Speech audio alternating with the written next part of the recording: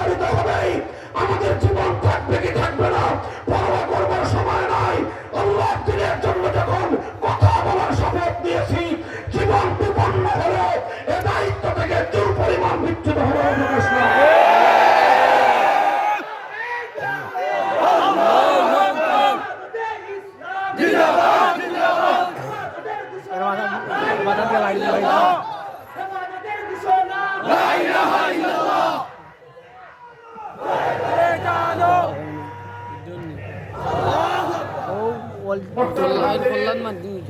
আমি খুব লম্বা কথা বলবো না, এই জাতীয় কিছু কথা বলি, কারণ সবাই এই জাতীয় কথা বলার মতো অবস্থান থাকে না।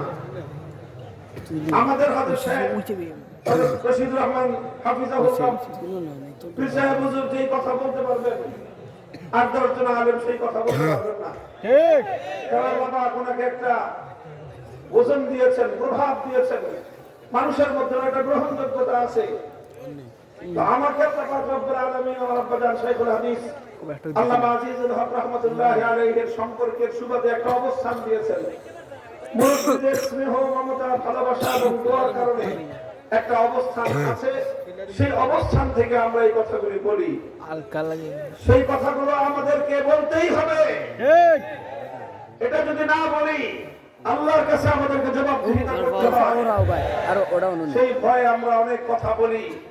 কাজের জন্য কথা কারো অপছন্দ হয়, শুধু একটা কারণে আমরা আমাদের কথা পরিবর্তন করতে পারি, সেটা হলো আমার কথা যদি কোরআন সুন্নাহর বাইরে যায়। অন্যথায় আমরা আমাদের কথা পরিবর্তন করব না। আমাদের কথায় যাদের গাত্রদাহ হয় তাদেরকে তাদের জীবনের লাইফস্টাইল চেঞ্জ করতে হবে, তাদের জীবন চলার নীতি পরিবর্তন করতে হবে। রাজনৈতিক কারণে কারো কাছে যদি আমাদের কথা অপছন্দনীয় হয়, তুমি তোমার রাজনৈতিক দর্শন পরিবর্তন করবে, আমরা আমাদের কথা পরিবর্তন করব না।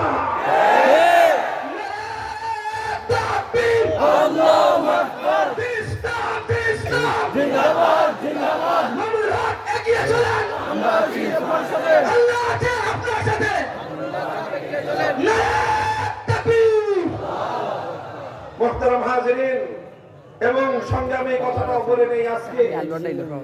এই যে বিগত যে সময়টা আমরা অতিক্রম করে আসলাম, 15 বছরের একটা অত্যাচারী জুলুমের শাসনের সময় আমরা অতিক্রম করে এসেছি। এই যে ফ্যাসিবাদী শক্তি যারা বাংলাদেশের মানুষের বুকের উপর জগদ্দল পাথরের মতো চেপে বসেছিল, নাম নিয়েই বলে আওয়ামী লীগের যেই শাসন ব্যবস্থা, বাংলাদেশের প্রচুর মানুষ, অনেক মানুষ আওয়ামী লীগ করে, আওয়ামী লীগের সাথে তাদের সম্পর্ক আছে। আবার তাদের এই দুর্দিন হয়তো কেটে যাবে, তারা হয়তো আবার ঘুরে ফিরে আসবে। তবে একটা কথা মনে রাখবেন, এখন তো আপনারা একটু দুর্দিনে আছেন, বিপদে আছেন। বিপদ থাকলে মানুষ নিজের ভূমিকা নিয়ে, নিজের অতীতের কর্মকাণ্ড নিয়ে একটু চিন্তা ভাবনা করার সুযোগ পায়। অতীতে কি ভুল করেছেন, কি ভালো করেছেন, একটু চিন্তা ভাবনা করেন। একটা খুব আশ্চর্যজনক জিনিস সামনে আসতেছে, সেটা হলো এই যে ব্যাপকভাবে এই দলের লোকজন তাদের 15 বছরের এই অপকর্মের জন্য তাদের মধ্যে কোনো অনুশোচনা নাই। হাজার হাজার মানুষের রক্ত ঝরিয়েছে, অনুশোচনা নাই। 2000 মানুষকে তো শুধুমাত্র জুলাই আর আগস্ট মাসে আপনারা হত্যা করলেন। এত বড় ঘটনা, এত বড় বর্বরতা, এত বড় নির্মমতা, এমন নির্মম হত্যাযজ্ঞের পরেও যদি আপনাদের মধ্যে এতটুকু অনুশোচনা না হয়, অপেক্ষা করেন, আপনাদের জন্য আরো বড় গজব অপেক্ষা করতেছে। অনুশোচনা আসা দরকার। আমাদের কাছে না বলেন, অন্তত ঘরে নিজেরা বরাবরই করেন, যেটা ঠিক হয় নাই। একটা মানুষের ক্ষমতার মস্তক টিকানোর জন্য 2000 মানুষের প্রাণ কেড়ে নিতে হবে। শুধু 2000 মানুষ, অন্তত 50,000 মানুষ গুরুতর আহত হয়ে তারা পঙ্গুত্বকে বরণ করে সারা জীবন পঙ্গু হিসেবে জীবনযাপন করতে হবে। কেন? শুধুমাত্র ক্ষমতার মস্তককে আঁকড়ে থাকার জন্য।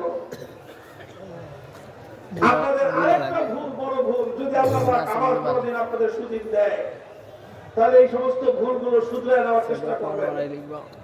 সেটা হলো যে আলেম ওলামাদের সঙ্গে আপনাদের একটা আচরণ, সেই আচরণটা হলো এই, আলেমরা কি বলবে না বলবে, ওলামায়ে কেরাম মসজিদের মিম্বরে কি কথা বলবে, ওয়াজ মাহফিলে কি আলোচনা করবে, সেই আলোচনার ব্যাপারে সবসময় তাদের একটা এনার্জি ছিল। কোন কথা তাদের বিপক্ষে গেলেই তারা কালনাগিনীর মতো ফস করে ওঠে, ছবল মারার চেষ্টা করে, বুঝার চেষ্টা করে না যে এই কথাটা আল্লাহর কোরআনের কথা।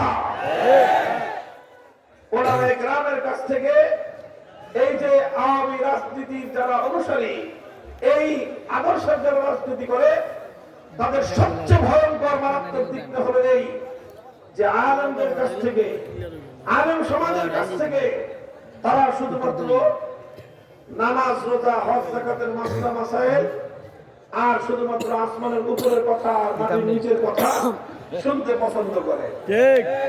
কিন্তু আলেম সমাজ যখনই রাষ্ট্র নিয়ে, সংবিধান নিয়ে, রাজনৈতিক আদর্শ নিয়ে, আল্লাহর কোরআন বিরোধী বিভিন্ন নীতি পলিসি নিয়ে যখনই আলোচনা করে, তখনই তারা রিঅ্যাক্ট করে, তখনই তারা আলেমদের বিপক্ষে চলে যায়। আর তাদের দলীয় রাজনৈতিকভাবে জনগণকে শিক্ষা দেওয়ার জন্য ওয়াজ মাহফিলের আয়োজন করা হয়।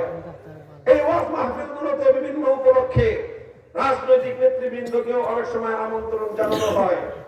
ভালো কথা, আমন্ত্রণ জানালে আসবেন, আমন্ত্রণ জানায় মেহমান হিসেবে আসবেন। আসার পরে ওলামায়ে কেরাম রাজনৈতিক নেতৃবৃন্দকে যতটুকু সুযোগ দেয় সেই সুযোগটাকে নিজের জন্য সৌভাগ্য মনে করবেন। যদি চেয়ারে বসতে দেয় বসবেন, যদি চেয়ারে বসতে না দেয় মনে করবেন যে চেয়ারে না বসে মাটিতে বসে আপনার জন্য সৌভাগ্য। ঠিক। দুই চার কথা বলার সুযোগ দিলে আলেম ওলামাদের কাছে দোয়া চাইবেন, তাদের কাছ থেকে শুধু দোয়া না, নির্দেশনা চাইবেন, রাহনুমাই চাইবেন। রাজনৈতিক নেতৃবৃন্দ শুধু হুজুরদের কাছে দোয়া চায়, আর দোয়া যেমন চাইবেন, দোয়ার চেয়ে বেশি জরুরি হলো আলেমদের কাছ থেকে আপনারা নির্দেশনা চাইবেন, পথ নির্দেশনা, যে হুজুর কিভাবে রাজনীতি করবো বলে দেন। ঠিক। এইভাবে বলবেন। অনেক সময় দেখা যায় কোন রাজনৈতিক নেতাকে দাওয়াত দেয় নাই, ওয়াজ মাহফিল করতে দিবে না। এই ধরনের কালচারও বাংলাদেশে অনেক জায়গায় আছে। আলেম ওলামা ধর্মপ্রাণ মুসলমানদেরকে বলবো, এই জাতীয় অপতৎপরতার বিরুদ্ধে গোটা বাংলাদেশে এখনই প্রতিরোধ গড়ে তুলবার সময়। ঠিক। এটা আওয়ামী লীগের মধ্যে যেরকম আছে, বিএনপি দলীয় অনেক নেতার মধ্যে চরিত্র আছে। ঠিক ঠিক। সবাইকে সংশোধন হয়ে যেতে বলি আমরা। ঠিক। কারোর প্রতি আমাদের আলাদা বিদ্বেষ নাই, আলাদা প্রীত নাই, সবার জন্য দিনের কথা সমান। যদি রাজনৈতিক নেতৃবৃন্দ আলেমদের কাছে মাহফিলে আসেন, যদি আলেমদের কাছ থেকে তারা পরামর্শ নিয়ে চলেন, ওলামায়ে কেরাম তাদের জন্য যেরকম দোয়া করেন এবং তাদেরকে পরামর্শ দেন, এবং যারা ওলামায়ে কেরামের পরামর্শ নিয়ে রাজনীতি করে তাদের দ্বারা দেশ, জাতি, মিল্লাত এবং ইসলামের কল্যাণ সাধন হয়। ঠিক। যারা আলেমদের কাছ থেকে পরামর্শ নেয় না, তারা একসময় জাতির শত্রুতে পরিণত হয়। ঠিক।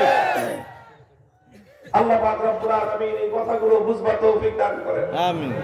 এবং ওলামায়ে কেরাম আরেকটু শক্ত হন, শক্ত হন, আলেমদের আরেকটু শক্ত হতে হবে। মাহফিলগুলোর যারা আয়োজক, এই আয়োজকদেরকে আরো মজবুত হতে হবে। যে দ্বীনি আয়োজন, এই দ্বীনি আয়োজনে যারা দ্বীনের ব্যাপারে শিক্ষকতা করবার মতো সেই যোগ্যতা যাদের আছে, তাদের কথাই ওয়াজ মাহফিলগুলোতে প্রাধান্য পাবে। বিভিন্ন পোস্টারে আলেম ওলামাদের নাম এমন ভাবে দিবেন যে দেখলেই বোঝা যায় যে এটা ওলামায়ে কেরামের মজলিস। কোন রাজনৈতিক নেতাকে যদি দাওয়াত দেন, দিবেন, খবরদার মনে রাখবেন এটা দ্বীনি মাহফিল। এই মাহফিলের পোস্টারের চিত্র এমন হওয়া উচিত যেন মাহফিল দেখে, পোস্টার দেখে কেউ বুঝতে না পারে যে রাজনৈতিক নেতার দাম আলেমের চেয়ে বেশি। ঠিক। এটা একটা জাহিলিয়াত, এটা একটা মূর্খতা চলছে সমাজের মধ্যে। হতে পারেন মন্ত্রী, হতে পারেন বড় নেতা, আসবেন আমন্ত্রিত হিসাবে, কিন্তু যেহেতু এটা মাহফিল, যেহেতু এটা দ্বীনি মাহফিল, এখানে আলেমদের উপর তার কোথাও কোনো প্রাধান্য থাকতে পারে না। আপনি যত বড় মসজিদের, আপনি যত বড় ক্ষমতাবানী হন না কেন, মসজিদে যখন নামাজ পড়বেন আপনাকে ইক্তাদাইতু বিহাযাল ইমাম, ইমামের পিছনেই দাঁড়াইতে হবে। ইমামের পিছনে না দাঁড়িয়ে যদি সামান্য 1 ইঞ্চি নয় 1 সুতা যদি ইমামের পা থেকে আপনার পা এগিয়ে যায়, তাহলে আপনার নামাজও বরবাদ, আপনার পুরা মেহনতি বরবাদ। ঠিক। এই জন্য এই কথাগুলো আজকের এই উপলক্ষে আমি বললাম, যেন আমরা এই জাতীয় বিষয়গুলোতে আমরা সতর্ক হই। আলহামদুলিল্লাহ, বাংলাদেশ ধীরে ধীরে ইসলামের জন্য আরো বেশি উর্বর হয়ে উঠতেছে, আরো বেশি উপযোগী হয়ে উঠতেছে। ইনশাআল্লাহ আমরা স্বপ্ন দেখতেছি আগামী বাংলাদেশ হবে ইসলামের বাংলাদেশ। আল্লাহ পাক কবুল করেন। আমিন। মুহতারাম হাজিরিন, কোরআনে পাকের সূরাতুন নিসার 60 নম্বর আয়াতখানা আমি তেলাওয়াত করেছি। সংক্ষিপ্ত আলোকপাত করব এই ব্যাপারে। এটারও একটা কনক্লুশন, এটার একটা সারসংক্ষেপ, একটা মেসেজ থাকবে জাতির উদ্দেশ্যে আমার পক্ষ থেকে। আমার তেলাওয়াতকৃত আয়াতের মধ্যে আল্লাহ পাক রব্বুল আলামিন বড় আশ্চর্য নিয়ে, বিস্ময় নিয়ে আল্লাহ পাক একটা ক্ষোভের কথা বলেছেন, আল্লাহ পাক আশ্চর্যের কথা বলেছেন। আল্লাহ বলেন, আলাম তারা ইলাল্লাযীনা ইয়াযুমুনা আন্নাহুম আমানু বিমা উনজিলা ইলাইকা ওয়া মা উনজিলা মিন ক্বাবলিক ইউরিদুনা আন ইয়াতাহাকামু ইলাত তাগুত। আল্লাহ বলেন যে তোমরা কি দেখো, তোমাদের চোখে কি পড়েছে এমন দৃশ্য? তোমরা কি লক্ষ্য করো না কিছু মানুষ এমন রয়েছে যারা নিজেদেরকে নিজেরা ইমানদার বলে দাবি করে? কি বলে দাবি করে? ইমানদার। নিজেকে ইমানদার বলে দাবি করে। ইয়াজুমুনা আন্নাহুম আমানু, তারা দাবি করে যে আমরা ইমানদার, আমরা মুমিন। অথচ আল্লাহ বলতেছেন ইউরিদুনা আন ইয়াতাহাকামু ইলাত তাগুত, অথচ তারা তাগুতের কাছে বিচার চায়, তারা তাগুতের কাছে সিদ্ধান্ত চায়, তারা তাগুতের ফয়সালাকে সন্তুষ্ট চিত্তে মেনে নেয়। আল্লাহর কোরআনের এই আয়াত স্পষ্ট ভাষায় এই কথা ব্যক্ত করতেছে যে ব্যক্তি ইমানদার হবে সে কোশ্চিনকালেও তাগুতের সিদ্ধান্ত মানতে পারে না। যে তাগুতের সিদ্ধান্ত মানবে সে কোনদিন অন্য কিছু হলে হতে পারে, ইমানদার হতে পারে না। পরিষ্কার রাস্তা ভিন্ন ভিন্ন। قد تبين الرشد من الغي فمن يكفر بالطاغوت ويؤمن بالله فقد استمسك بالعروة الوثقى। আল্লাহ বলেন সূরাতুল বাকারার আয়াত, তাবায়্যানা আর-রুশদু মিনাল গায়ি, কোনটা সঠিক পথ আর কোনটা ভুল পথ স্পষ্ট হয়ে গিয়েছে, দিবালোকের ন্যায় পরিষ্কার। কোনটা হক পথ, কোনটা বাতিল, কোনটা হেদায়েতের পথ আর কোনটা গুমরাহির পথ পরিষ্কার। ফামান ইয়াকফুর বিত-তাগুত ওয়া ইউমিন বিল্লাহ, যে ব্যক্তি তাগুতকে অস্বীকার করবে, আল্লাহর উপর ঈমান আনবে, সে একটা নিজের মুক্তির জন্য শক্তিশালী ব্যবস্থা করে নিল। দুটো কথা একসঙ্গে আল্লাহ বলতেছেন, ইউমিন বিল্লাহ ইয়াকফুর বিত-তাগুত। তুমি যদি আল্লাহর উপর ঈমানদার হও, তাগুতকে অস্বীকারকারী হতে হবে। তুমি যদি তাগুতকে স্বীকার করে নাও, তাহলে আল্লাহর উপর তোমার আস্থা এবং বিশ্বাস গ্রহণযোগ্য হবে না। কোরআন খুলে খুলে বর্ণনা করেছে এক এক জায়গায় এক এক ভাবে। আরেক আয়াতে আল্লাহ বলেছেন, আল্লাযীনা আমানু ইউকাতিলুনা ফী সাবিলিল্লাহ ওয়াল্লাযীনা কাফারু ইউকাতিলুনা ফী সাবিলিত তাগুত। যারা ঈমানদার তারা লড়াই করে আল্লাহর পথে, আর যারা বেঈমান কাফের তারা লড়াই করে তাগুতের পথে। অর্থাৎ আল্লাহর পথ হলো একটা, তাগুতের পথ হলো আরেকটা। যারা আল্লাহর পথে চলে তারা তাগুতের দিকে যেতে পারে না, আর যারা তাগুতের পথে চলে তারা কোশ্চিনকালেও আল্লাহর পথের পথিক হতে পারে না। লড়াই তো অনিবার্য, সংঘাত অনিবার্য, হক এবং বাতিল কোনদিন একত্রিত হতে পারে না। আমার অন্ধকার একসাথে থাকতে পারে না। আলো থাকলে অন্ধকার থাকতে পারে না, অন্ধকার থাকলে আলো আসে না। রাত আর দিন যেমন একসাথে হতে পারে না, রাত গেলেই পরে দিন আসে, দিন আসলে রাত থাকতে পারে না। ঠিক তদ্রূপ যারা আল্লাহর উপর বিশ্বাস রাখে তারা তাগুতকে মানতে পারে না, যারা তাগুতকে বিশ্বাস করে আল্লাহর উপর তাদের বিশ্বাস এবং ঈমান গ্রহণযোগ্য নয়।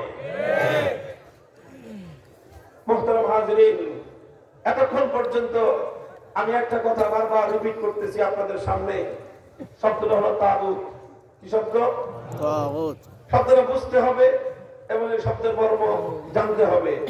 কোরআনে পাকের মধ্যে আল্লাহ পাক রব্বুল আলামিন অসংখ্য জায়গায় এই আয়াত, এই শব্দ আল্লাহ প্রয়োগ করেছেন। এই জন্য কাদিমান ওয়া হাদিসান, সেই পূর্ব যুগ থেকে নিয়ে আজ পর্যন্ত যারা যখন কোরআন নিয়ে আলোচনা করেছেন তারা সকলেই তাগুতের পরিচয় বলেছেন, তাগুতের সংজ্ঞা বলেছেন। এই জন্য আমি খুব সংক্ষিপ্ত ভাষায়, খুব সংক্ষেপে, আমাদের মতো করে সহজ করে আমি প্রথমে তাগুতের সংজ্ঞা বলবো, পরিচয় বলবো, ডেফিনিশন দিব। তাগুতকে বুঝতে হলে আগে গায়রুল্লাহ বুঝেন। গায়রুল্লাহ বুঝেন আপনারা? বলেন তো গায়রুল্লাহ কি? গায়রুল্লাহ মানে আল্লাহ ছাড়া। গায়রুল্লাহ মানে আল্লাহ ছাড়া। এই পৃথিবীতে আল্লাহ ছাড়া যা আছে সব কি? জোরে বলেন। আল্লাহ ছাড়া যা আছে সব কি? গায়রুল্লাহ। সব হলো গায়রুল্লাহ। চাই সেটা কোনো প্রাণী হোক, মানুষ হোক, দানব হোক, ফেরেশতা হোক, জিন হোক, ইনসান হোক, যেই হোক, একদিকে আল্লাহ, আল্লাহ ছাড়া বাকি যা আছে সব কি? গায়রুল্লাহ। তো কোন গায়রুল্লাহকে যদি আল্লাহর আসনে বসানো হয় বা কোন গায়রুল্লাহ যদি নিজে আল্লাহর আসনে বসে, সেই গায়রুল্লাহকে বলা হয় তাগুত। বুঝা গেল? বুঝতে পারছেন আপনারা? তাগুত কাকে বলা হয়? আল্লাহ ছাড়া। শুধু গায়রুল্লাহকে না, যেই গায়রুল্লাহ আল্লাহর জায়গায় বসবে সেই গায়রুল্লাহকে বলা হবে তাগুত। অর্থাৎ যেটা আল্লাহর বৈশিষ্ট্য, আল্লাহর সেই বৈশিষ্ট্যের মধ্যে যদি কোন গায়রুল্লাহকে অংশীদার সাব্যস্ত করা হয় তখনই সেই গায়রুল্লাহকে তাগুত বলা হয়। যেমন ধরেন ইবাদতের একমাত্র উপযুক্ত কে? তাহলে ইবাদত একমাত্র কার জন্য? তো ইবাদত যদি আল্লাহকে বাদ দিয়ে অন্য কারোর জন্য করা হয়, যার জন্য ইবাদত করা হবে তাকে বলা হবে তাগুত। সে যুগে লাত, মানাত, উজ্জা, হুবল, আল্লাহকে বাদ দিয়ে যাদের পূজা করা হবে এই সবগুলো ছিল সে যুগের তাগুত। ঠিক আজকের যুগের সরস্বতী, দুর্গা, কালী ইত্যাদি যত দেব দেবতার পূজা করা হয়, আল্লাহকে বাদ দিয়ে যেই গায়রুল্লাহর ইবাদত করা হবে, পূজা করা হবে, সেই গায়রুল্লাহকে বলা হবে তাগুত। কারণ ইবাদতের মালিক একমাত্র কে? আল্লাহ। এটাকে বলা হয়, এই যে আল্লাহ পাক যে একমাত্র ইবাদতের মালিক, এই একত্ববাদ, এটাকে বলা হয় তাওহীদ ফিল ইবাদাহ। এটা হলো ইবাদতের মধ্যে আল্লাহ তাওহীদ, আল্লাহর একত্ববাদ। ইবাদতের ক্ষেত্রে আল্লাহর যেমন একত্ববাদ, তাওহীদকে বিশ্বাস না করলে একজন মানুষ ঈমানদার হতে পারে না। ঠিক তদ্রূপ আল্লাহ পাকের ইবাদতের মধ্যে আল্লাহর একত্ববাদের ন্যায় আল্লাহ পাকের আরেকটা গুরুত্বপূর্ণ তাওহীদ এবং একত্ববাদ রয়েছে, সেটা হলো তাওহীদ ফিল হাকিমিয়্যাহ। তাওহীদ ফিল হাকিমিয়্যাহ এর অর্থ হলো যে এই মহাবিশ্বের মধ্যে আইন তৈরি করবার, বিধান তৈরি করবার চূড়ান্ত এবং প্রশ্নহীন ক্ষমতা একমাত্র কার? আল্লাহ। জোরে বলেন, সবাই বলবেন এই জায়গাটা আমার আলোচনার মূল কথা, এটাই মূল আলোচনার পয়েন্ট আমার। এই মহাবিশ্বের মধ্যে আইন তৈরি করবার, বিধান তৈরি করবার চূড়ান্ত ক্ষমতা একমাত্র কার? এটাকে বলা হয় তাওহীদ ফিল হাকিমিয়্যাহ। যেরকম এই মহাবিশ্বের মধ্যে ইবাদত করার উপযুক্ত একমাত্র কে? আল্লাহ। যেরকম একমাত্র ইবাদত পাবে, আর কেউ ইবাদত পাবে না, ঠিক তদ্রুপ এই মহাবিশ্বের মধ্যে আইন এবং বিধান তৈরি করবার চূড়ান্ত ক্ষমতা একমাত্র কার? আপনি যদি আল্লাহকে ইবাদত না করে আল্লাহর ইবাদতের জায়গায় কোন গায়রুল্লাহর ইবাদত করেন, তাহলে আপনি কোনদিন একত্ববাদী ইমানদার হতে পারেন না, আপনার নাম হবে মুশরিক। ঠিক ঠিক ঠিক তদ্রুপ কোন ব্যক্তি যদি আল্লাহ পাকের দেওয়া কোন আইন, আল্লাহ দেওয়া কোন বিধানের বাইরে গিয়ে অন্য কোন আইন অথবা অন্য কোন বিধানকে যদি কোন ব্যক্তি বিশ্বাস করে, সেই ব্যক্তিও অন্য কিছু হতে পারে, হাজি গাজী নামাজি হতে পারে, ইমানদার হতে পারে না। কারণ হলো সে তাওহীদ ফিল হাকিমিয়্যাহ, আইন দেওয়ার ক্ষেত্রে আল্লাহর একত্ববাদকে সে বিশ্বাস করে নাই। প্রশ্ন করতে পারেন যে হুজুর, তাহলে মানুষকে আইন করবে না? হ্যাঁ, মানুষ আইন করবে, তবে মানুষের আইন এটা চূড়ান্ত ক্ষমতার আইন হবে না। অর্থাৎ মানুষ এমন আইন করতে পারবে যে আইন আল্লাহর আইনের সঙ্গে সাংঘর্ষিক হবে না। মানুষ আইন করতে পারবে, তবে আল্লাহর আইনের বাইরে গিয়ে আইন করতে পারবে না। মানুষ আইন করতে পারে, আল্লাহর আইনের ভিতরে থেকে আইন করতে পারে। ঠিক সেই মানুষই আল্লাহর আইনের বিরুদ্ধে গিয়ে আইন করবে, সেই মানুষটাকে বলা হবে তাগুত। ঠিক যদি কোন রাজা বাদশা আল্লাহর আইনের বিরুদ্ধে আইন করে, সেই রাজা বাদশাকে বলা হবে তাগুত। ঠিক যদি কোন রাষ্ট্রপতি আল্লাহর আইনের বিরুদ্ধে আইন জারি করে, সেই রাষ্ট্রপতিকে বলা হবে তাগুত। যদি কোন প্রধানমন্ত্রী আল্লাহর আইনের বিরুদ্ধে গিয়ে কোন আইন করে, সেই প্রধানমন্ত্রীকে বলা হবে তাগুত। যদি কোন মন্ত্রী পরিষদ আল্লাহর আইনের বিরুদ্ধে কোন আইনকে বৈধতা দেয়, অনুমোদন দেয়, সেই গোটা মন্ত্রী পরিষদকে বলা হবে তাগুত। যদি কোন বিচারপতি বিচারালয়, যদি কোন আদালত আল্লাহর আইনের বিরুদ্ধে কোন আইন দেয়, সেই আদালত এবং সেই বিচারপতিকে বলা হবে তাগুত। যদি কোন সংসদ, কোন আইন পরিষদ আল্লাহর আইনের বিরুদ্ধে কোন আইন তৈরি করে, সেই গোটা সংসদের প্রত্যেকটা সদস্য মিলে গোটা সংসদটাই হলো তাগুত। শুধু বেঈমান না, শুধু বেঈমান না, বরং এমন বেঈমান যে এই বেঈমানকে যে স্বীকার করবে সেও বেঈমান। এটাকে বলা হয় তাগুত। আল্লাহ পাকের সঙ্গে সে প্রতিদ্বন্দ্বী। আল্লাহ একটা আইন দিল, সে আল্লাহর বিরুদ্ধে আরেকটা আইন দিল, তাহলে সে আল্লাহর প্রতিদ্বন্দ্বী হয়ে দাঁড়ালো। যে আল্লাহর প্রতিদ্বন্দ্বী হয়ে দাঁড়ায় তাকে বলা হয় তাগুত। যারা আল্লাহকে বিশ্বাস করে তাদেরকে বলা হয় ঈমানদার, যারা তাগুতকে বিশ্বাস করে তাদেরকে বলা হয় কাফের। ঠিক মুহতারাম হাজিরিন, আজ এই যে একটা বিষয় সংক্ষিপ্ত ভাবে বললাম, একটু গভীর ভাবে আপনারা আবার পরবর্তীতে বুঝবার চেষ্টা করবেন। আলেম সমাজকে বলবো, তরুণ ওলামায়ে কেরামকে বলবো, জাতিকে আজকে তাওহীদ ফিল হাকিমিয়্যাহ, তাওহীদ ফিল হাকিমিয়্যার কথা বোঝানোর সময় এসেছে। তাগুতের পরিচয় জাতির সামনে তুলে ধরবার সময় এসেছে। এই সমাজের মধ্যে হাজার হাজার নয়, লক্ষ লক্ষ নয়, কোটি কোটি মানুষ এমন আছে, আল্লাহর কোরআনের ভাষায় ইয়াজুমুনা আন্নাহুম আমানু, তারা দাবি করে আমরা ঈমানদার, ইউরিদুন আন ইয়াতাহাকামু ইলা তাগুত, অথচ তারা আল্লাহর আইনের বিরুদ্ধে গিয়ে মানব রচিত আইনকে তারা বিশ্বাস করে। যারা আল্লাহর বিরুদ্ধে, আল্লাহর আইনের বিপরীতে, আল্লাহর কোরআনের বিরুদ্ধে গিয়ে মানব রচিত কোন আইনকে যারা বিশ্বাস করলো, 50 বার হজ করতে পারে, ঈমানদার হতে পারে না। ঠিক ভাই, এবার চলে আসে আমার শেষ কথায়। এবার খেয়াল করে শুনেন, আমি একটা ইতিহাসের ধারা বলবো। ইতিহাসের ধারা বলে কিভাবে আজকে আমরা মুসলিম জাতি এই তাগুতের অষ্টপাশের পাশে বন্দী হয়ে গিয়েছি। তাগুতের অক্টোপাশে আমরা বন্দী হয়ে গিয়েছি। আমরা আজকে শিরকের অক্টোপাশে বন্দী হয়ে গিয়েছি। মুসলমান, আজ তোমাদেরকে উঠতে হবে, জাগতে হবে, আওয়াজ তুলতে হবে, লড়াই করতে হবে, একটা বিপ্লব করতে হবে। সমস্ত তাগুতের অক্টোপাস ভেঙে গুড়িয়ে খান খান করে তাওহীদের আযান দিতে হবে, তাওহীদের আযান দিতে হবে।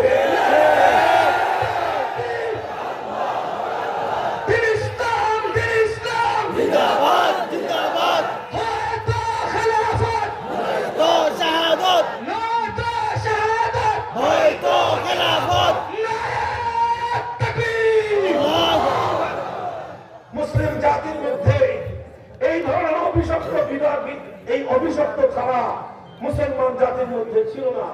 সাহাবীদের যুগে ছিল না, খেলাফতে রাশেদের যুগে ছিল না, খেলাফতে বনু উমাইয়ার যুগে ছিল না, খেলাফতে বনু আব্বাসিয়ার যুগে প্রায় 600 বছর পর্যন্ত মুসলিম জাতির মধ্যে কেউ এটা কল্পনা করতে পারত না যে আল্লাহর আইনের পরিবর্তে মানুষ আইন তৈরি করবে। এটা মুসলমানরা কল্পনাই করতে পারত না। সর্বপ্রথম মুসলমানদের মধ্যে এই অভিশপ্ত ধারা চালু করব তাতারি সম্প্রদায়। কারা? তাতারি সম্প্রদায়, মঙ্গোলিয়ানরা। এই মঙ্গোলিয়ানরা মুসলিম বিশ্বের বিশাল এলাকা ধ্বংসস্তূপে পরিণত করলো। মুসলমানদের খেলাফতের প্রাণ কেন্দ্র বাগদাদকে ধ্বংস করে দিল। লক্ষ লক্ষ মুসলমানদেরকে এক এক দিনে তারা হত্যা করে বিশাল মুসলিম এলাকা তারা দখল করে নিল। আর দখল করে নিয়ে মুসলমানদের মধ্যে সবচেয়ে ভয়ঙ্কর যে কাজটা তারা করলো সেটা হলো আল্লাহর আইনকে উৎখাত করে দিয়ে তাতারিদের নেতা চেঙ্গিস খানের বানানো আইন ইয়াসাক নামক তার একটা আইনের গ্রন্থ ছিল, সেই তাদের নেতার আইনের গ্রন্থের আইনকে মুসলিম সমাজের মধ্যে বাস্তবায়ন করে দিল। নাউজুবিল্লাহ। এই অভিশপ্ত ধারা যখন মুসলমানদের মধ্যে শুরু হলো, মুসলিম আলেম ওলামাদের ঘুম হারাম হয়ে গেল। তারা এক মুহূর্তের জন্য এটা মেনে নেন নাই। লড়াই করেছেন, রক্ত দিয়েছেন, জীবন দিয়েছেন, শাহাদাত বরণ করেছেন, কিন্তু আল্লাহর আইনের পরিবর্তে চেঙ্গিসি আইন, চেঙ্গিস খানের এই রচিত আইন তারা এক মুহূর্তের জন্য মেনে নেন নাই। অনেক রক্ত দিতে হয়েছে, অনেক জীবন দিতে হয়েছে। শেখুল ইসলাম ইবনে তাইমিয়া রাহমাতুল্লাহি আলাইহি লড়াই করেছেন, 6 বার কারারুদ্ধ হয়েছেন, কিন্তু আল্লাহর আইন ছাড়া অন্য কোন আইনকে এক মুহূর্তের জন্য তারা মেনে নেন নাই। এরপরে তাদের ত্যাগের কোরবানির বদৌলতে, তাদের দৃঢ়তার কাছে এক সময় তাতারিরা পরাস্ত হলো। মুসলমানদের আবার বিজয় ফিরে আসলো, আবার তাতারিদেরকে উৎখাত করে মুসলিম এলাকাগুলোতে আবার ইসলামের শাসন ফিরে আসলো, আবার আল্লাহর কোরআনের আইন ফিরে আসলো। অনেক তাতারিরা ধ্বংস হয়ে গেল, আর অনেকে ইসলাম গ্রহণ করে হেদায়েতের পথে চলে আসলো। মুসলমানদের মধ্য থেকে চেঙ্গিস খানের বানানো আইনের এই অভিশপ্ত ধারা এটা বিলুপ্ত হয়ে গেল। আবার মুসলমানরা সেই কোরআন সুন্নাহর আইনের দিকে ফিরে আসলো। খেলাফতে ওসমানিয়া পর্যন্ত দীর্ঘ সময় পর্যন্ত পৃথিবীতে কোন মুসলিম এলাকার মধ্যে, কোন মুসলমানদের শাসিত এলাকায় আল্লাহর কোরআন ছাড়া অন্য কোন আইন কার্যকর হতো না। এভাবে চলতে চলতে 1800 শতক যখন আসলো, 1800 শতকে পশ্চিমা ইউরোপিয়ানরা সাম্রাজ্যবাদী আগ্রাসন শুরু করলো। আমাদের ভারত উপমহাদেশ সহ বিস্তীর্ণ অঞ্চল ব্রিটিশরা দখল করলো। মুসলমানদের আফ্রিকার বিশাল অঞ্চল ফ্রান্স এবং ইতালি দখল করে ফ্রান্সীয় সাম্রাজ্য, ইতালীয় সাম্রাজ্য, ব্রিটিশ সাম্রাজ্য গোটা মুসলিম বিশ্বকে দখল করে নিল। আর দখল করে নিয়েই তারা ক্ষান্ত হয় নাই। সবচেয়ে অভিশপ্ত যে কাজটা তারা করেছে, মুসলিম এলাকা থেকে আল্লাহর আইন, আল্লাহর বিধানকে উৎখাত করে ব্রিটিশ প্রবর্তিত আইন তারা চাপিয়ে দিল, চালু করে দিল। যখন ব্রিটিশরা আমাদের এই ভারত উপমহাদেশে ইসলামের আইন, ইসলামের বিধানকে উৎখাত করে ব্রিটিশের আইন যখন বাস্তবায়ন করলো 1803 সালে, সেই শাহ আব্দুল আজিজ মুহাদ্দিস দেহলভী রাহমাতুল্লাহি আলাইহি একটা ফতোয়া জারি করলেন। ওনার সেই ফতোয়া ছিল যে এখন দেশে মুসলমান সংখ্যা যতই থাকুক না কেন, মুসলমানরা নামাজ, রোজা, হজ, যাকাত যত নির্বিঘ্নভাবে পালন করতে পারুক না কেন, কিন্তু যেহেতু রাষ্ট্রের আইন আল্লাহর আইন নাই, বরং আল্লাহর আইনকে উৎখাত করে ব্রিটিশরা তাদের বানানো আইন দিয়ে মুসলিম জাতিকে শাসন করতেছে। সুতরাং যেই জনপদে আইন আল্লাহর না হয়ে গায়রুল্লাহর আইন হয়, সেই জনপদে মুসলমান সংখ্যা যতই থাকুক না কেন, সবকার 100 যদি মুসলমান থাকে আর আইন যদি আল্লাহর আইন না হয়ে গায়রুল্লাহর আইন হয়, তাহলে সেই জনপদ ইসলামী জনপদ থাকে না, সেই জনপদকে বলা হয় দারুল হরব। শত্রু কবলিত সেই জনপদ মুসলমানদের জন্য সেই দারুল হরবকে, শত্রু কবলিত সেই এলাকাকে তাদের হাত থেকে মুক্ত স্বাধীন করে আবার আল্লাহর আইন ফিরিয়ে আনা প্রত্যেক মুসলমানের জন্য ফরজ। আর এই ফরজ পালন করতে গেলে জিহাদ প্রয়োজন হলে জিহাদ করা মুসলমানদের জন্য ফরজ আইন। 1803 সালে শাহ আব্দুল আজিজ মুহাদ্দিস দেহলভী রাহমাতুল্লাহি আলাইহি ফতোয়া দিলেন। এই ফতোয়া বাস্তবায়ন করার জন্য মুসলমানরা জিহাদের দিকে অগ্রসর হলেন। 1831 সালে 1857 সালে শামিলি প্রবর্তনের জিহাদ হলো। একটা জিহাদের মাধ্যমে উম্মতের উলামায়ে কেরাম শত শত নয় হাজার হাজার আলেম শাহাদাতকে বরণ করলেন, ফাঁসি কাষ্ঠে ঝুললেন, ইতিম হলো আলেমদের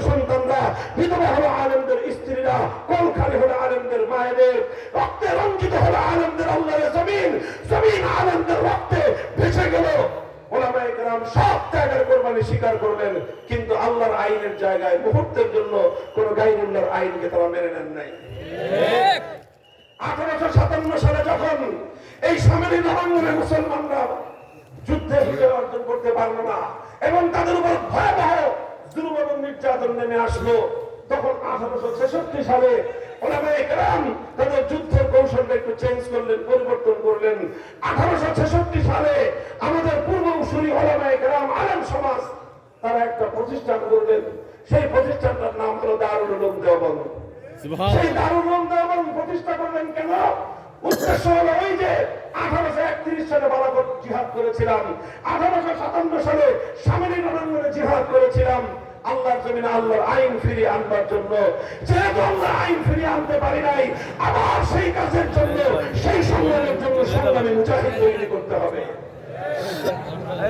সেই সংগ্রামী মুজাহিদ তৈরি করবার জন্য রেখাকার হুজুর আসছে, কথা হবে ইনশাআল্লাহ। ইনশাআল্লাহ 1866 সালে দারুল উলুম দেওবন্দ প্রতিষ্ঠা হলো এবং দারুল উলুম দেওবন্দ প্রতিষ্ঠিত হওয়ার পর থেকে তারা অব্যাহতভাবে চেষ্টা করতে থাকলেন ব্রিটিশ শাসনকে উৎখাত করে, ব্রিটিশদেরকে বিতাড়িত করে আল্লাহর জমিনে আবার ইসলামের খেলাফতের সোনালী শাসন ব্যবস্থা কিভাবে ফিরিয়ে আনা যায় চেষ্টা করতে থাকলেন।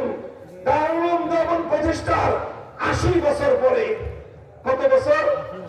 80 বছর পরে ব্রিটিশরা এদেশ থেকে বিতাড়িত হলো, ব্রিটিশরা এদেশ থেকে চলে গেল।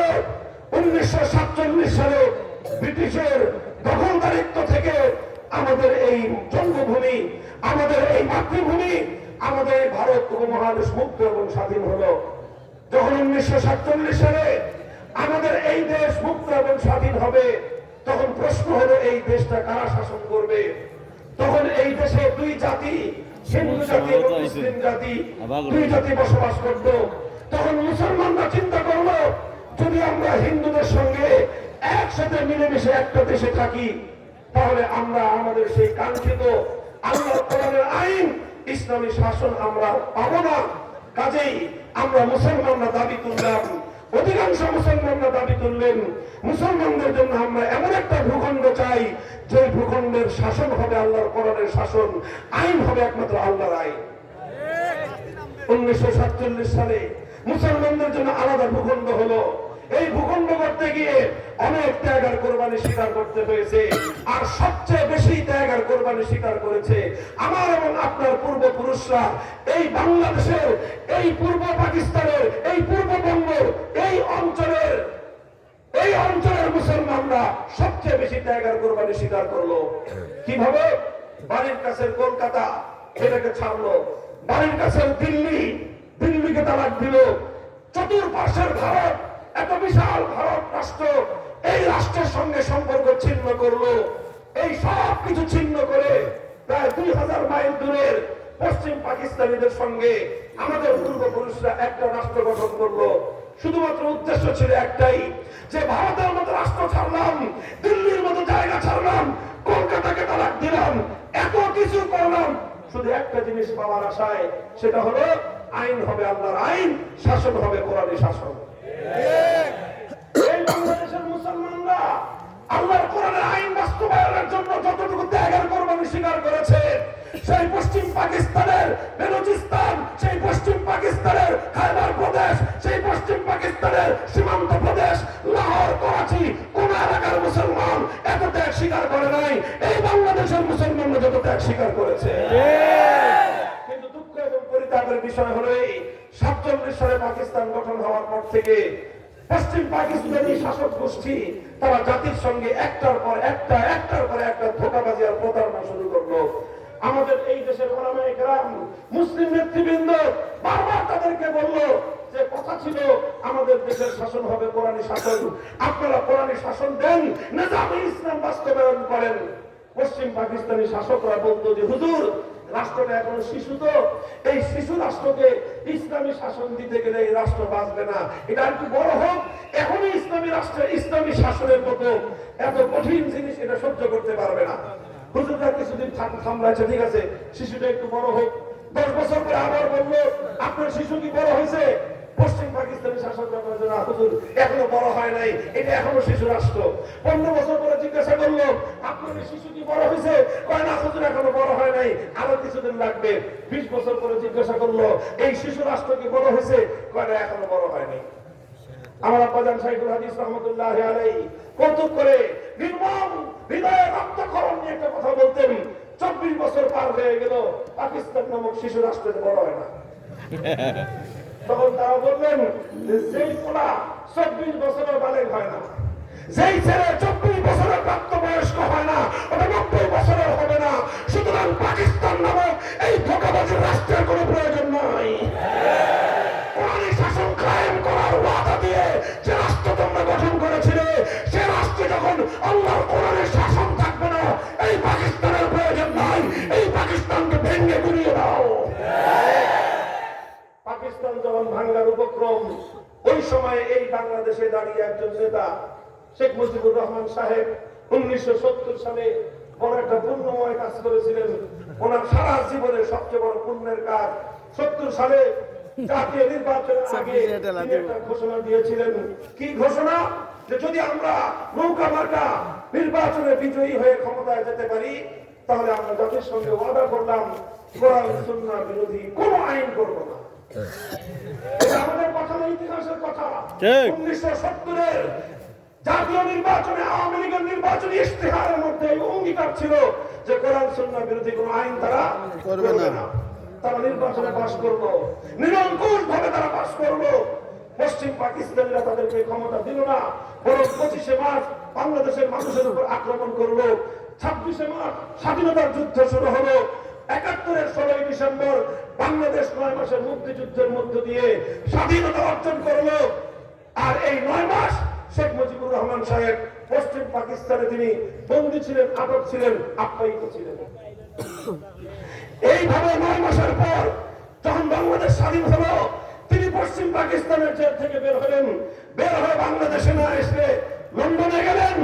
আর লন্ডন থেকে আসার পথে শ্রীমতী ইন্দিরা গান্ধীর সঙ্গে ওনার আলাপ আলোচনা হলো, কথাবার্তা হলো। শ্রীমতী ইন্দিরা গান্ধী ভারতের তৎকালীন প্রধানমন্ত্রী শেখ মুজিবুর রহমান সাহেবের কোটের পকেটে একটা চিরকুট ধরায় দিলেন। সেই চিরকুটের মধ্যে তিনি লিখে দিলেন, তোমার বাংলাদেশের সংবিধান হবে আমার ভারতের সংবিধানের মতো। ভারতের সংবিধানের যে মূল 4 নীতি, জাতীয়তাবাদ, ধর্মনিরপেক্ষতাবাদ, গণতন্ত্র এবং সমাজতন্ত্র, এই মূল 4 নীতিকে ভিত্তি করে 72 সালে শেখ মুজিবুর রহমান সাহেব একটা সংবিধান দিলেন। আর সেই সংবিধানের নীতির মধ্যেই তিনি ইসলামকে মাইনাস করলেন। ধর্মনিরপেক্ষতা নামক কুফরি এক মতবাদের সংবিধান তিনি রচনা করলেন। অথচ তিনি নির্বাচনের আগে অঙ্গীকার করেছিলেন কোরআন সুন্নাহর বিরুদ্ধে কোনো আইন করবেন না। এবার এমন সংবিধান করলেন যে সংবিধানের মধ্যে কোরআন সুন্নাহ নামে কোনো আইনই আসতে পারবে না। তিনি আইন করে এই বাংলাদেশে ইসলামের নামে ইসলামী রাষ্ট্র প্রতিষ্ঠার জন্য যত রাজনৈতিক দল, সমস্ত রাজনৈতিক দল নিষিদ্ধ করলেন। অর্থাৎ 70-এর জাতীয় নির্বাচনের আগে জাতির সঙ্গে তিনি যে অঙ্গীকার করেছিলেন, সে অঙ্গীকারের সঙ্গে গাদ্দারি করলেন, ওয়াদার পর খেলাফ তিনি করবেন। এদেশের মানুষ তাদের হৃদয়ে আশাহত হলো, হৃদয়টা ভেঙে খান খান হয়ে গেল। তারা রাষ্ট্র পেলেন, কিন্তু আল্লাহর কোরআনের শাসন পেল না। এই 72-এর এই গাদ্দারির জন্য 75 সালের 15ই আগস্ট তাকে খেসারত দিতে হয়েছে। তার ইতিহাস শেষ হয়েছে। 75 সাল থেকে নিয়ে বাংলাদেশে অনেক শাসন এসেছে। কেউ এসে বিসমিল্লাহির রহমানির রহিম যুক্ত করেছেন, কেউ আল্লাহর উপর অবিচল আস্থা এবং বিশ্বাস যুক্ত করে ধর্মনিরপেক্ষতাকে সংবিধান থেকে বাতিল করেছে, কেউ এসে রাষ্ট্র ধর্ম ইসলাম করেছে। কিন্তু পূর্ণাঙ্গ কোরআন সুন্নাহ বিরোধী কোন আইন তৈরি না করার এই কমিটমেন্ট, এই অঙ্গীকার, স্বাধীনতা যুদ্ধের এই অঙ্গীকার আজও পর্যন্ত বাংলাদেশের মুসলমানরা পায় নাই। এরপরে 2008 সালে যখন এই ফ্যাসিবাদী সরকার যখন ক্ষমতায় আসলো, এসে আবার একটা একটা করে সব বাতিল করতে আরম্ভ করলো। সংবিধান থেকে আল্লাহর উপর অবিচল আস্থা এবং বিশ্বাস মুছে ফেলে আবার সেই কুফরি ধর্মনিরপেক্ষতাবাদ বাস্তবায়ন করলো। আর কি করলো? গোটা বাংলাদেশ, যে দেশের একমাত্র রাজধানী বাংলাদেশ, পৃথিবীতে একমাত্র বাংলাদেশের রাজধানী ঢাকার শহরকে বলা হয় মসজিদের শহর। সেই শহরের মোড়ে মোড়ে মূর্তি বসালেন। গোটা বাংলাদেশের প্রত্যেকটা জনপদে, প্রত্যেকটা জেলায়, থানা, ইউনিয়ন পর্যন্ত মুসলমানদের জাতীয় স্থাপনাগুলোতে দেবতাদের মূর্তি দিয়ে দেশটাকে ভরে ফেললেন। একত্ববাদের যত সিম্বল ছিল সেগুলোকে ধ্বংস করে দিয়ে শিরকের সিম্বল দিয়ে একটা শিরকি সাম্রাজ্য, একটা শিরকের সংস্কৃতি বাংলার মাটিতে স্থাপন করার চেষ্টা করলেন। আমরা নিষেধ করলাম, এভাবে মূর্তি বসায়েন না। মেগা প্রজেক্ট করলেন, হাজার হাজার কোটি টাকা দুর্নীতি করে, শত শত কোটি টাকা দিয়ে পদ্মা সেতু বানালেন। আর এমন ভাব দেখাইতেন মনে হতো যে বাপের টাকা দিয়ে পদ্মা সেতু বানালেন। আমার বেশি কথা না, কিন্তু কথাটা হলো পদ্মা সেতুর নাকের উপর বিশাল এক বেদি তৈরি করলেন। বিশাল বেদি। এলাকার মুসলমানরা, ইমাম সাহেবরা, হুজুররা বেদি বানায় কেন এখানে মুসলমানদের দেশে? পরে তারা জানতে পারলো যে এই বেদির উপর বিশাল এক দেবতা খাড়া করা হবে। আলেমেরা প্রতিবাদ করলেন, আমরা না করলাম কেন? আমরা মুক্তির বিরুদ্ধে বললাম, আমাদের বিরুদ্ধে কঠোর হস্তে দমন করলেন। গোটা রাষ্ট্রযন্ত্র নিয়ে আমার উপর, হেফাজতে ইসলামের উপর, আলেম সমাজের উপর ঝাঁপিয়ে পড়লেন। মুক্তির বিরুদ্ধাচরণ করায় আমাদেরকে চরম মাসুল দিতে হলো। এরপরে আস্তে আস্তে আলহামদুলিল্লাহ 2024 সালের জুলাই মাস আসলো। জুলাই মাস আসলে পরে আল্লাহ পাক রব্বুল আলামিন এক শ্রেণীর ছোট্ট ছোট্ট আবাবিলকে আল্লাহ গায়েব থেকে সাহায্য করলেন। তারা বড় কোনো রাজনৈতিক দল ছিল না, তারা বড় কোনো নেতা নেত্রী ছিল না, তারা ছোট্ট ছোট্ট ছাত্র জনতা।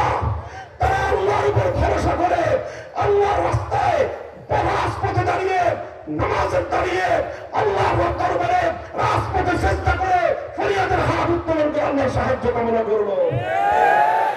সাহায্য করলেন এবং সেই সাহায্যে বলিয়ান হয়ে ক্ষুদ্র ক্ষুদ্র ছাত্রদের কাছে এই বিশাল সাম্রাজ্যবাদী শক্তির দোসর 5ই আগস্ট দুপুর বেলায় দেশ ছেড়ে পালিয়ে যেতে বাধ্য হলো। 5ই আগস্ট শুনেন, 5ই আগস্ট একটা বিপ্লব হলো। শুনেন, কথা খেয়াল করে শুনেন, 5ই আগস্ট একটা বিপ্লব হলো। সেই বিপ্লবের যদি আইকন কি জানতে চান, সেই বিপ্লবের প্রতীক যদি জানতে চান, আমি বলবো একটা প্রতীক আছে। বিপ্লবকে চিনবার একটা প্রতীক আছে। 5ই আগস্টের দুপুর 2টা থেকে 3টা পর্যন্ত বাংলাদেশ দেখেন আপনারা, নেট দুনিয়ায় দেখেন। সারা বাংলাদেশের যখন দুপুর 2টায় জানা গেল যে ফ্যাসিবাদী পালিয়ে গেছে, 1 ঘন্টা সময় দেখেন বাংলাদেশে কি ঘটেছে। দুপুর 2টা থেকে 3টা পর্যন্ত একটা ঘন্টায় যেই কাজ ঘটেছে, কোন নেতাকে বলে দিতে হয় নাই, কোন আলেমকে বলে দিতে হয় নাই, কাউকে আহ্বান জানাতে হয় নাই। গোটা বাংলাদেশের তাওহীদি মুসলমানরা 1 ঘন্টার মধ্যে টেকনাফ থেকে তেতুলিয়া যত মূর্তি ছিল, যত দেবতার মূর্তি বসিয়ে দিয়েছে।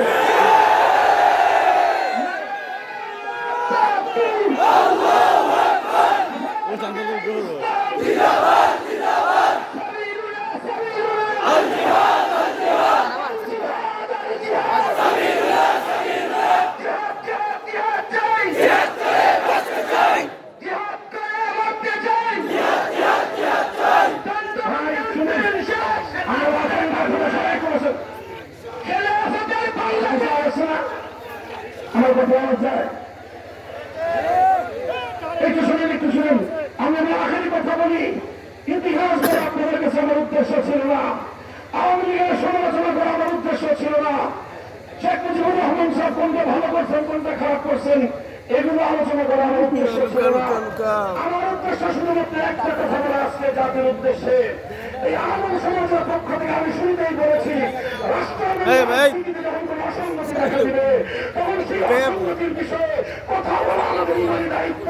যে কোনো মূল্যে আমরা সে কথা বলেই যাবো। আজ ওই কথাই আমি বলতে চাই, যখন রাষ্ট্রের মধ্যে যখন আল্লাহ থাকে সর্বোচ্চ আইন তৈরি করবার ক্ষমতা না থাকে, সার্বভৌম ক্ষমতা যখন আল্লাহর না হয়, গায়রুল্লাহ হয়, সেই রাষ্ট্রে আপনি যত বড় পীর বুজুর্গ আলেম হন, আপনি শতভাগ দিন পালন করতে পারবেন না। ঠিক পারবেন না। অনেক ইতিহাস, অনেক কারণ রয়েছে, অনেক বর্ণনা রয়েছে, সেই বর্ণনার দিকে যাওয়ার আমার সুযোগ নাই। আমরা বাধ্য হয়ে 50টা বছর পর্যন্ত আমরা শিরকি সংবিধান দ্বারা শাসিত হয়ে আসছি। আমরা এমন একটা সংবিধান দিয়ে শাসিত হচ্ছি যেই সংবিধান আমরা করতে পারতে পারে না। একটা এমন সংবিধানের অধীনে আমরা চলছি যেই সংবিধানের অধীনে মুসলিম জাতি চলতে পারে না। বলবে হুজুর তাহলে আপনার বক্তব্য কি? আমার বক্তব্য একটাই, এখন একটা আওয়াজ চলছে গোটা দেশ জুড়ে, সেই আওয়াজ হলো সংবিধান সংস্কার। সেই আওয়াজ হলো সংবিধান সংস্কার। সংবিধান সংস্কারের ব্যাপারে আমাদের পক্ষ থেকে চিন্তাশীল আলেম সমাজ লিখিত অনেক প্রস্তাবনা দাখিল করেছেন, অনেক সুপারিশ দাখিল করেছেন। সেগুলো তার আপন জায়গায় সুপারিশ হিসেবে, প্রস্তাবনা হিসেবে, ধারা ধারা হিসেবে সেগুলো আলোচনা পর্যালোচনা করে গ্রহণ করার আমাদের আবেদন আছে। কিন্তু একটা মোটা দাগের কথা শুধু টেবিলে নয়, মঞ্চে বলছি, গোটা দেশকে এই কথার জন্য আমরা প্রস্তুত করছি। সেটা হলো এই 5ই আগস্টের বিপ্লবের পর এই বাংলাদেশে আমরা একটা নতুন জিনিস চাই। বাংলাদেশের 50 বছরে যেটা হয় নাই, সেটা হলো আমাদের সংবিধানে আমরা সুস্পষ্ট ভাবে এমন একটা ধারা সংযুক্ত করতে চাই, যেই ধারার ভাষা যেটাই হোক, মর্ম এটা থাকবে যে বাংলাদেশে আল্লাহর কোরআনের বিরুদ্ধে, আল্লাহর নবীর সুন্নাহ তথা ইসলামী শরীয়ত বিরোধী কোন আইন বাংলাদেশে কার্যকর হতে পারবে না। একটাই ধারা চাই, ইসলামী শরীয়ত বিরোধী কোন নীতিমালা বাংলাদেশে চলবে না। আল্লাহর কোরআনের আইনের বিরুদ্ধে কোন আইন চলবে না। আল্লাহর কোরআন বিরোধী যদি কোন আইন থাকে, সেই আইন সঙ্গে সঙ্গে বাতিল হবে। ইসলাম বিরোধী কোন ধারা থাকলে সেই ধারাও কার্যকর হবে। এটা হলো আমাদের আহ্বান। আপনারা এই আহ্বানে একমত? বর্তমান আমরা বলতে চাই সরকারকে, সংবিধান সংস্কার করবেন, আমাদের এই কথাটা কানে রাখবেন। আমরা স্বাভাবিকভাবে বলতেছি, কানে রাখবেন। যদি রাখেন, ধর্মপ্রাণ মুসলমানদের ইসলাম বিধানকে যদি মর্যাদা দেন, আল্লাহর বিধানের প্রতি যদি এই মর্যাদা দেওয়া হয়, ইনশাআল্লাহ বাংলাদেশ সকল আধিপত্যের বিরুদ্ধে রুখে দাঁড়ানোর হিম্মত পাবে। ইসকন্দা আজ আমার ভাইদেরকে হত্যা করে ইনশাআল্লাহ ইনশাআল্লাহ কোন সাম্রাজ্যবাদের দেশের কোন সন্ত্রাসবাদী সংগঠন বাংলার মাটিতে টিকতে পারবে না। আমাদের এই বছরে আমাদের এই ধারা, আমাদের এই সুপারিশ গ্রহণ করতে হবে। কথা বলেন ঠিক না বেঠিক? 5ই আগস্ট নতুন ইসলামী বিপ্লব হয়েছে, আমি বলবো যে না, 5ই আগস্ট ইসলামী বিপ্লব হয় নাই। তবে যেমন সূর্য উদয়ের আগে সুবহে সাদেকের আলো ফুটে ওঠে, সুবহে সাদেক হলে দুনিয়ার মানুষ বুঝতে পারে কিছুক্ষণ পরে সূর্য উদয় হবে। 5ই আগস্টের বিপ্লব ইসলামী বিপ্লব ছিল না, তবে 5ই আগস্টের বিপ্লব ইসলামী বিপ্লবের সূর্যোদয়ের শুভে জানি। এরপরের বিপ্লব হবে ইসলামের বিপ্লব ইনশাআল্লাহ। শুধু কওমি মাদ্রাসা না, আজ বাংলাদেশের প্রত্যেকটা বিশ্ববিদ্যালয়ে উল্লেখযোগ্য ছাত্ররা, উল্লেখযোগ্য যুব এবং তরুণ প্রজন্ম তাওহীদ এবং শিরকের পার্থক্য বুঝতে শুরু করেছে। তাগুতের বিরুদ্ধে লড়াই করার জন্য প্রস্তুত হচ্ছে। তারা তাওহীদের পতাকা উত্তোলন করবার জন্য প্রস্তুত হচ্ছে। আপনারা প্রস্তুত আছেন তো? যদি আমাদের এই প্রস্তাব সহজে গ্রহণ না হয়, তাহলে আপনারা প্রস্তুতি নিতে থাকুন, আপনারা নিজেদেরকে প্রস্তুত করুন। আমরা যেটা করবো সেটা হলো এই, প্রয়োজনে কোরআন সুন্নাহ বিরোধী আইনকে রুখে দেওয়ার জন্য, আল্লাহ সার্বভৌমত্ব মুসলিম ভূখণ্ডে বাস্তবায়ন করার জন্য প্রয়োজনে আমরা বিপ্লব করব, প্রয়োজনে আমরা যুদ্ধ করব ইনশাআল্লাহ। আল্লাহু আকবার, জিন্দাবাদ জিন্দাবাদ, হেফাজতে ইসলাম, আমরা আছি আপনার সাথে। প্রথমে যখন অস্ত্র দিতে হবে অস্ত্র দিবেন, এরপরে ঘাম ঝরাতে হবে পরিশ্রম করতে হবে, তৈরি হবে। সেই বিপ্লবের ক্ষেত্রে শহীদ ঈদগাহে জমায়েত হয়ে বুকের তাজা রক্ত শাহাদাতের জন্য দিতে হবে। 2000 নয়, প্রয়োজনে 2 লক্ষ, প্রয়োজনে 2 লক্ষ নয়, 2 কোটি মুসলমানের সন্তান জীবন দিয়ে আল্লাহর জমিনে আল্লাহর কোরআনের বিধান বাস্তবায়ন করবে। কারা কারা সেই শহীদ ঈদগাহে থাকবেন?